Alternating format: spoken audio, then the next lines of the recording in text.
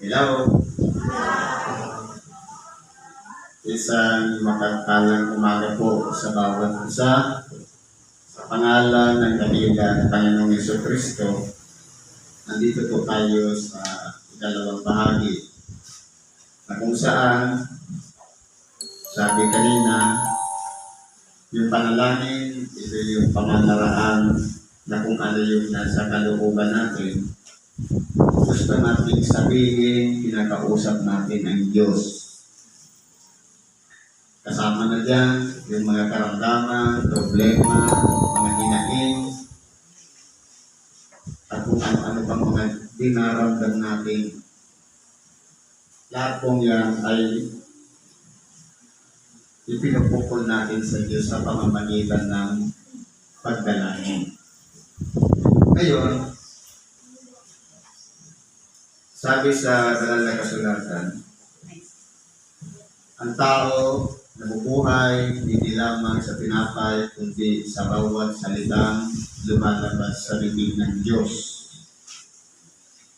Ibig sabihin, ang ating katawan ay nangangailangan ng dalawang klaseng pagkain.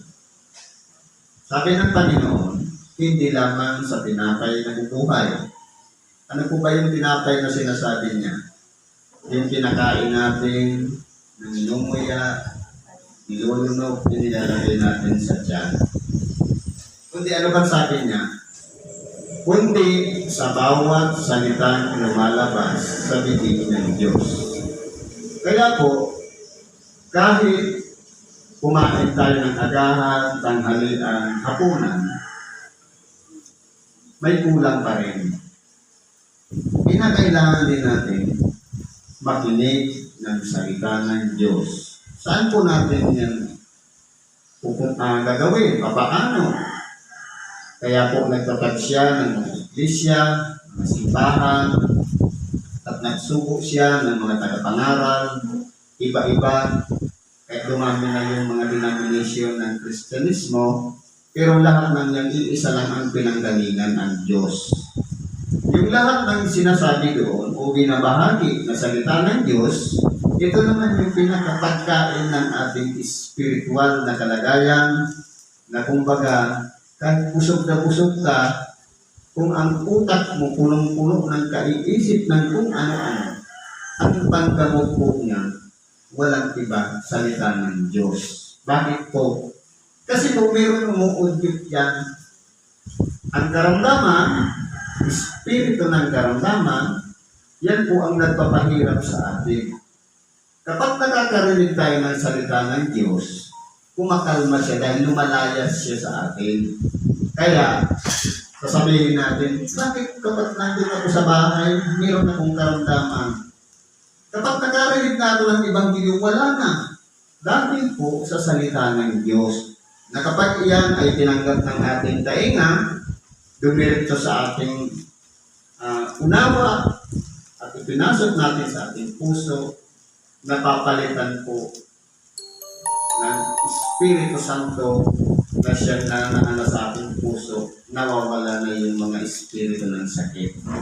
Kaya, nagiging masigla ulit tayo kapag nakakarinig ng salita ng Diyos. Kaya po, kung titignan natin, sino ba dito yung regular na nagsisimba? Sino yung hindi?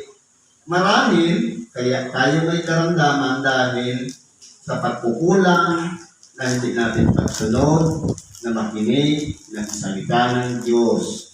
Kaya po, sa halip na yung aral ang nandyan sa puso natin, nandyan lahat yung mga alalahanin sa buhay, mga problema, karamdaman, na hindi maalis-alis. Pero kung isusurrender natin yan lahat sa Diyos, papalitan po yan ng Espiritu Santo mananahan sa ating puso. Siya ang magtuturo sa atin ng lahat ng solusyon sa problema. Kasi kung utak lang natin, hindi po kaya natin i-store ang problema na gawa ng mga masamang espiritu. Matutulungan tayo niyan sa piling ng Diyos kasama ang kanyang kapangyarihan, walang iba, ang Espiritu Santo. Ganun po yun. Ngayon po, meron pa tayong aralin dito. Sabi ko sa ikalawa, sa Ebanghelyo ni San Lucas, Kapitulo 18, versikulo 9 hanggang 17. At sa kaniyan, sinalita naman ang talinhagang ito sa nagsisiasa sa kanilang sarili na nagpapanggap na sila'y matutuloy at pinawawalan talaga ang lahat ng mga iba. Ngayon po, ito po ay nagiging ugali. Halimbawa po, nag-ingat tayo sa buong buhay natin mula nung tayo magkamalay, ayaw nating magkasala. Kung bagang naging mabuti tayong tao, okay lang po kung magiging mabuti tayong tao, na ipagpasalamat lang natin sa Diyos. Ang mahirap, maging mabuti ka ng tao, miniminos mo naman yung kapwa. Ibig sabihin, kumbaga, palasimba ka, matuloy kang tao, pero lahat ng panlilibag sa kapwa nandun sa iyo, magiging hindi mo maganda. Kaya ang sabi dito, idinaan ng ating dakilang Panginoon sa talinhaga upang sa ganun maunawaan natin na ang sino man nagpapakita na siya'y mabuti at inaalimura naman ng kapwa, ang tawag doon, nagpapanggap na mabuti. Sa makatuwid, plastic, hindi tunay na ugali. Dahil, sabi nga, kung ang iyong tao ay magutom, pakanin mo. Kasama loob ko sa kanya, hindi ko siya bibigyan ng pagkain. Isang bagay yun na dapat hindi ginagawa ng sumusunod sa kalooban ni Kristo. Dahil, nagbigay po ang mga halimbawa ng ating dakilang Panginoon na kanyang ginagawa kung paano siya nakikitungo sa mga eskribas, parisiyo, ng mga kaaway niya, na palagi siyang hinahanapan ng butas. Ang ginawa niya? Pinangaralan niya pa rin ang salita ng Diyos. Natagawat alam na nila na sila'y ugat mula sa mga ulupong, o binhi ng mga ulupong, pero ipinapangaral pa rin niya ang salita ng Diyos. Tayo po kaya natin gawin niya sa kabila ng mga ginagawa sa ating kasamaan ng ating kapwa, ginagantihan natin ang kabutihan. Marahil kung sarili lang natin pag-iisip, hindi natin kaya. Pero kapag kasama natin ang presensya ng Diyos at ang Espiritu Santo, uudyugan tayong gawin yan. Magagawa natin yan dahil His will be done. Yung kalooban ng Diyos ang nangyayari sa atin at hindi na yung sarili natin. Ano ba yung talinhaga? May dalawang lalaking nagsipanhik sa templo upang magsipanalangin. Ang isa'y pariseyo at ang isa'y maniningil ng buwis.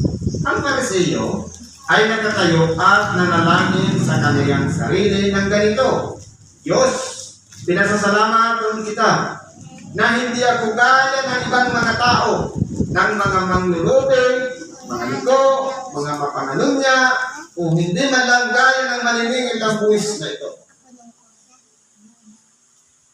Makalawa kong nagayo sa isang linggo, nagbibigay ako ng itapo sa lahat kong kinakanta. Obserbahan po natin. Ano po ba ang ginawa ng pariseyo? Ang pariseyo ay isa pong tagapagtanggol ng mga kautusan ni Moises. Kumbaga, tapat sila doon sa mga kautusan ni Moises. Ang problema lang sa kanila, yung kautusan, hindi sila kasama sa tagatupad. Para lang sa mga tao, kumbaga, sila lang yung taga-bigay, sila hindi kasama sa pagsunod. Kaya po ang ginagawa nila, pagmamataas sa sarili. Tangin po natin ang ating mga sarili. Tayo ba'y nananalangin din katulad ng pariseyo? Nasasabi nga, salamat Diyos kung walang karamdaman yung anak ko, hindi kaya sa kabilang bahay. Tama ba? Gagawin natin yan? May ipagpasalamat mo na lang yung nasa sarili mo na tinanggap ko kung ano-ano man yan, na hiniling mo sa Diyos na nagkaroon ng katuparan, o huwag mo nang ihambing ang iyong ginagawa sa ginagawa ng iba. Dahil magiging kong hipokrito. Kung katulad ng Parisiyo na mga mapagpaindabaw o plastic.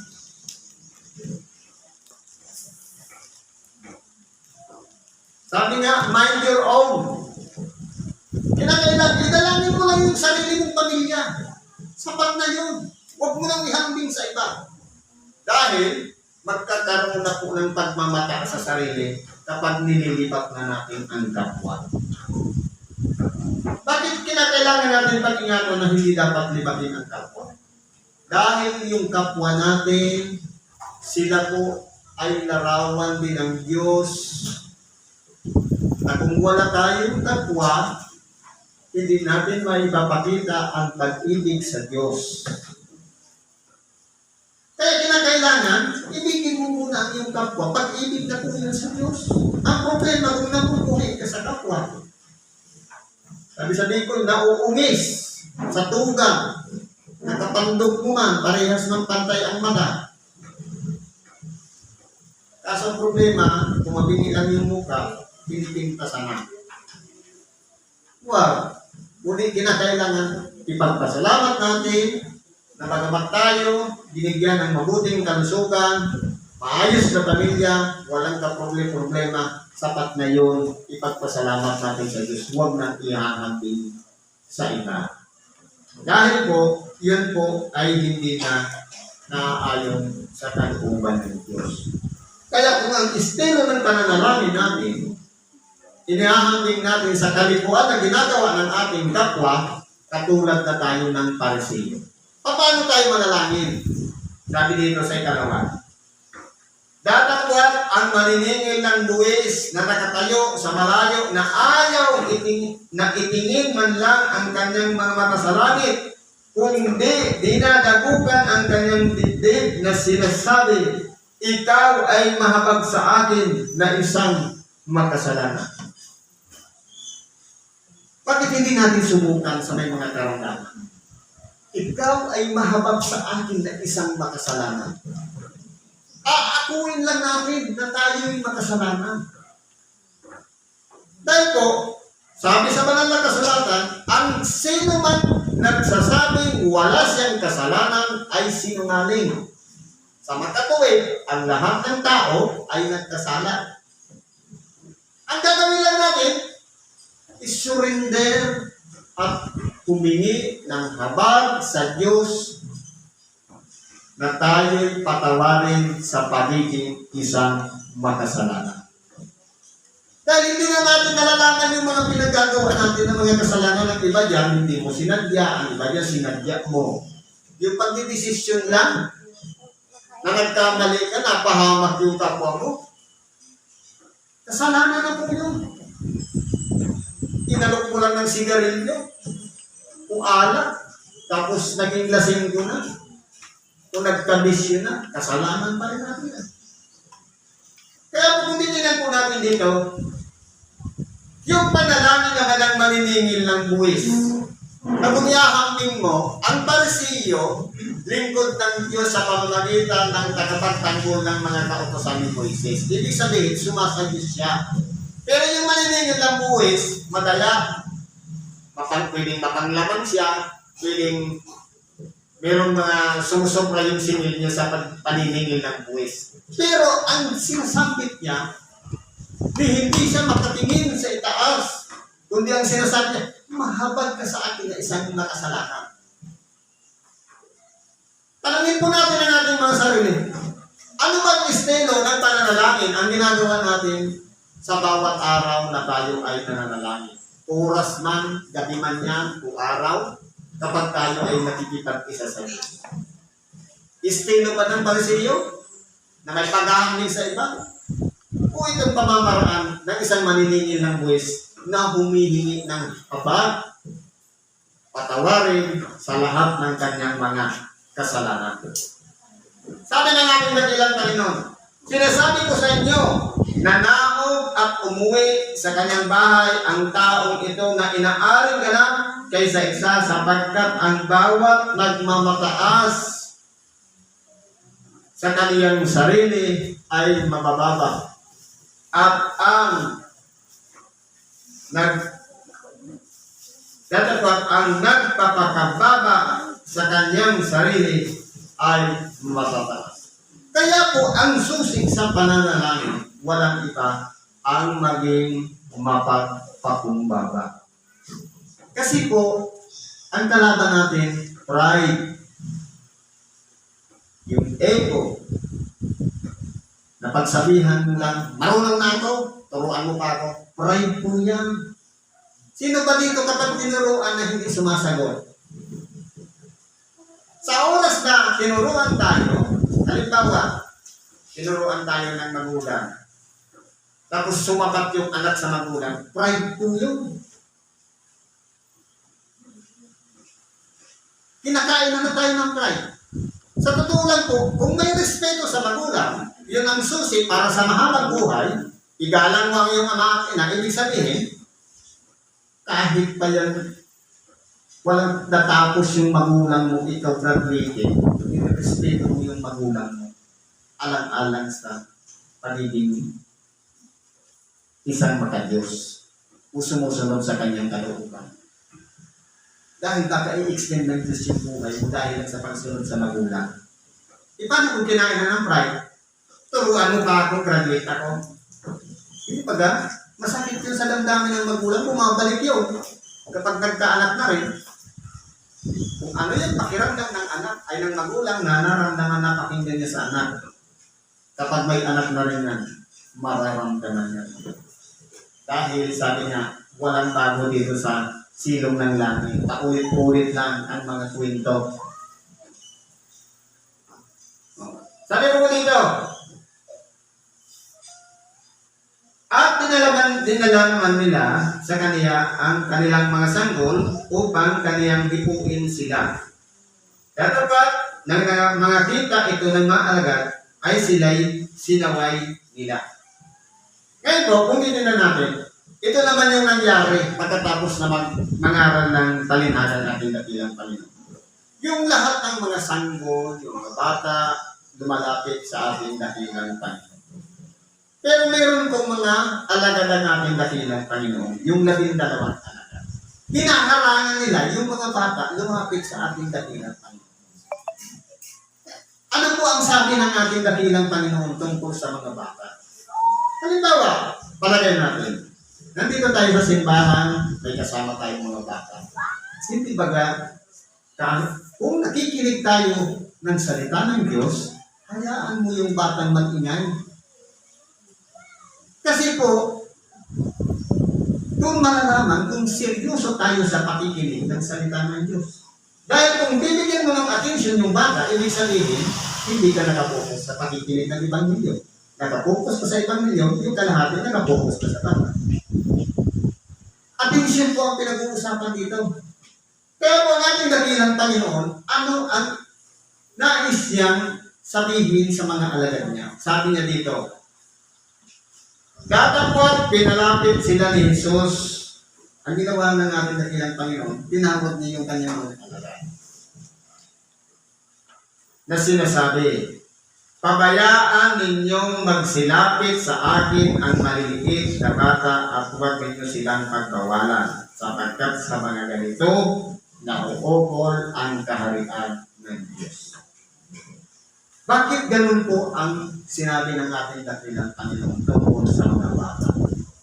Sasabihin natin ang mga bata makulit, perwisyo, kung ano-ano mga ginagawa, laro ng laro. Sa totoo lang po, ang bata po kasi wala po sa kanyang damdamin ang mapagtanim. Wala pa sa kanya ang inggit, ang puot, ang galit. Bakit po? Pansinin ninyo, observa tayo. Kapag ang mga bata nag-aaway-aaway, minuto lang, bakit na sila? Pero yung mga magulang, kapag nag-aaway-aaway, ilang dekada ba bago magbati? Hindi ba kang tumatagal? Hindi lang isang taon, umabot pa ng dekada na hindi nagbabati. Tapos sasabihin natin, lingkod ako ng Diyos. Pero kung ayaw mo makipagbati, tapos sasabihin mo, lingkod ng Diyos, Ano pag pinag-iba sa parisino na plastic? Para maging totoo tayo, dapat po makikita sa pamamagitan ng ating mga gawa ang pakikitungo natin sa ating kapwa. Dapat walang halong kaplastikan, magpakatotoo tayo sa ating kapwa dahil meron na tayong tatak ng Espiritu Santo. Na kapag hindi natin ginagawa ang ayon sa kalooban ng Diyos, tapos pinanahanan tayo ng Espiritu Santo, tapos ayaw natin makipagbati, sabi niya, huwag niyong hatiin ang Espiritu. Nagdaramdam yung Espiritu Santo nandiyan. Anong gagawin niya? Lalayas siya dahil hindi naman karapat-dapat na manahan siya doon. Dahil nagagalit pa rin. Kaya nga mayroong tinatawag na born again. Yung dating pagkatao kasama ng namatay nung ipako sa krus ni Kristo. At yung bagong buhay, ito na yung bagong tayo. Na hindi na magagalitin, mahaba ng pasensya, maunawain na, marunong na magpatawad. Pero kung dati pa rin yung ginagawa natin, ibig sabihin, hindi pa tayo binago. At hindi pa talaga nabago. Dahil ang nasusunod pa rin, ang sarili nating will. My will be done. Pero ano dapat mangyari kapag pinagnahanan ng Espiritu Santo? Thy will be done. Nasa Ama namin na naman yan. Mangyari na ang iyong kalooban kung paanong sa langit, gayon din sa lupa. Ang tanong, kalooban niya ba nasunod o sa atin? May nagalit pa sa atin? Ibig sabihin, kalooban pa rin natin. Pero kung ikatabuti ng kapwa, kalooban niya.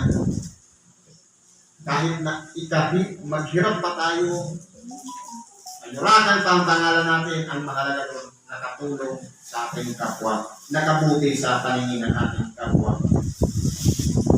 Kaya po, ang mga bata ay pinababayaan lumapit lang sa ating dakilang Panginoon. Dahil sa kanila, nauukol ang salita o ang kaharian ng Diyos. Nandun po naghahari ang Diyos sa mga bata na wala pang muwang, hindi pa marunong magalit. Kumbaga, parang wala lang. Laro sila, away, bati. Kaya, practice natin. Sabi dito, katotohanan sinasabi ko sa inyo, sino mang hindi tumatanggap ng kaharian ng Diyos na gaya ng isang maliit na bata, hindi siya papasok doon sa anumang paraan. Kaya po, ang sinasabing pinaghaharian ng Diyos, dapat ang magiging asal natin, katulad na ng bata. Kapag may kagalit, sabi nga, huwag nang palulubugan ng araw ang galit. Batiin mo agad. Puntahan mo agad. Ba dapat maging katulad tayo ng mga bata na hindi madamdamin, hindi nasasaktan ng kalooban, o kaya hindi nagtatanim ng sama ng ubo. Ang bata naiinis pero wala lang.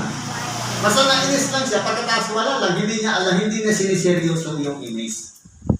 Nagalit siya, pero hindi siya seryoso, nagalit siya. Kumbaga, mamaya pati na naman sila, magkasama na naman sila. Paano kaya kung i-practice naman natin sa ating mga magulang? Dami naman ang gawin natin, katulad sa mga bata. Kaya po, mas pabor pa sa ating dakilang Panginoon doon sa mga bata dahil hindi sila nagtatanim. Kisa sa may mga magulang na marunong nang magtanim ng galit, buhod, sama ng loob, hinanapin, at kung ano-ano pa man sa kapwa. Kaya, pagsikapan natin, aralin natin, i-practice natin. Lahat tayo dumaan sa paniging bata, bumalik tayo sa gawain o ugali ng isang bata. Doon natin mararamdaman na tayo'y pinaghaharian ng Diyos. Siguro po hanggang dito na lang yung pagkikibahagi natin sa oras na ito. Salamat po sa Diyos. At anuman natin mga kahilingan, karaingan man, problema man, karamdaman, lahat po niyan ilapit natin sa Kanya. I-surrender natin sa Kanya. Sabi nga, ang problema, ipagsa Diyos mo. Ang karamdaman, ipagsa Diyos mo. Ibig sabihin, ibigay mo sa Kanya. Siya nang bahala. Pero kung halimbawa, nag-aalala ka pa rin, binigay ko na sa Diyos yung karamdaman ko, pero nag-aalala pa rin, hindi mo pa binigay, nasa iyo pa rin. Kasi kung ibinigay mo na, wala ka nang pakialam. Hayaan mo na siya, yung sagot yan. Kung pagagalingin ka, hahabaan ka ang buhay, pakatawarin tayo. Nasa Diyos po lahat. Kaya, pass the ball to the Lord. Yung lahat ng mga kaingan natin, ilapit natin sa Salamat po at isang mapagpalang umaga sa bawat isa.